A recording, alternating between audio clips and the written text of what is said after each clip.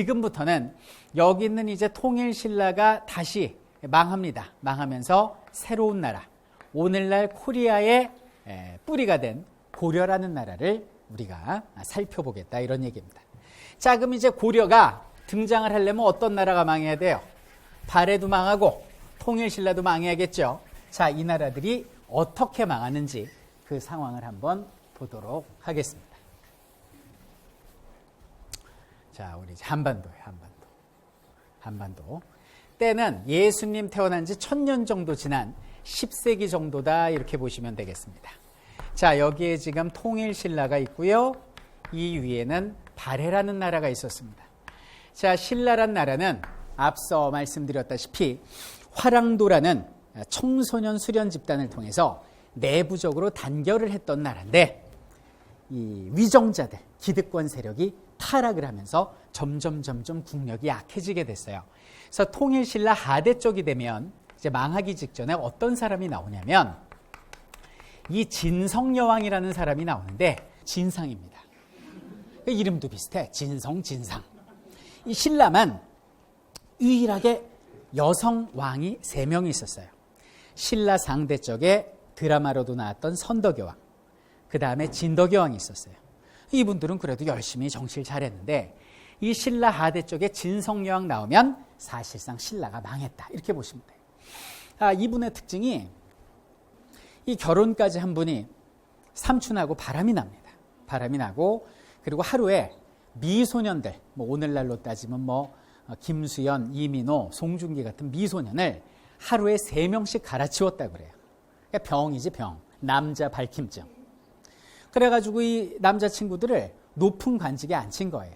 그럼 이 남자친구들이 정치를 알아요? 뭘 알아요? 막 백성들 등쳐가지고 세금을 뜯을 거 아닙니까? 그러니까 백성들이 못 살겠다 그러면서 그냥 여기저기서 난리가 난 거죠. 이들을 반란 세력, 이렇게 부릅니다.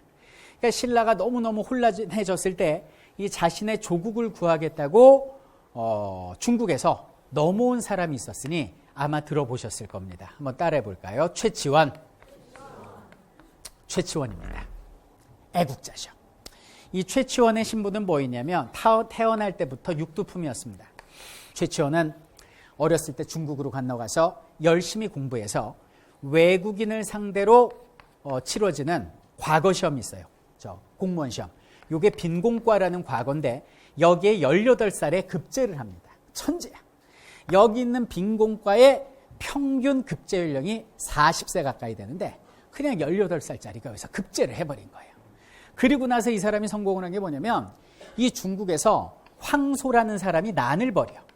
이게 황소의 난인데 우리가 중국의 황제를 지키고 여기 있는 황소의 난을 토벌해야 되는 이유를 적은 토황소 경문이라는 글을 쓴 사람이에요.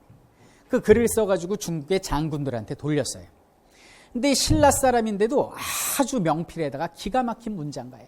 아주 사람의 머리를 이해시키고 가슴을 뜨겁게 하는 재주가 있었어요. 저는 말로써 그렇게 하잖아요. 이분은 이제 글로 그렇게 하는. 그러니까 장군들이 읽고 아우! 당신 말이 맞아. 우리 황제를 지키자. 그래서 황소의 난을 없애고 진압하고 황제를 지킨 사람이 영웅 최치원. 그럼 중국의 황제가 얼마나 이쁘겠습니까? 옆에 두고 손을 잡고 놔주질 않아. 치원아, 나 너 없이 못 살아. 내가 모든 권력과 돈과 부귀영화를 다 줄 테니 나랑 살자, 이렇게 얘기를 했어요. 하지만 여기는 최치원은 중국 황제의 손을 정중하게 뿌리치고 고국으로 돌아와요. 이유가 뭘까? 나라가 망해가고 있었기 때문입니다. 중앙정부를 신뢰하지 못하고 여기저기서 반란이 벌어지고 그리고 또 여기는 왕은 딴짓거리하고 있으니까 망해가는 나라를 지키러 최치원은 부귀와 영화를 버리고 돌아온 사람이죠. 저는 이 사람은요, 일제강점기에 우리나라를 지키려 했던 안중근 의사나 윤봉길 의사와 다름없다라고 생각을 합니다. 안중근 의사나 윤봉길 의사는 총이나 폭탄으로 나라를 되찾으려 했다면, 지키려 했다면 여기는 최치원은 자신의 어떤 정치적 구상으로, 자신의 어떤 능력으로 신라를 살리려 했던 부귀와 영화를 다 버린 사람이 여기는 최치원이라는 사람이죠. 최치원이 신라에 와봤더니 개판입니다. 이 통일신라 중앙정부는요, 이 경주로 쪼그라들었어요. 그래서 여기가 통일신라고요. 여기저기서 이제 반란 세력이 벌어졌는데 일반 백성들이 난을 벌인 걸 뭐라고 부르냐면 민초들, 이 백성은 풀에 비유를 하거든요.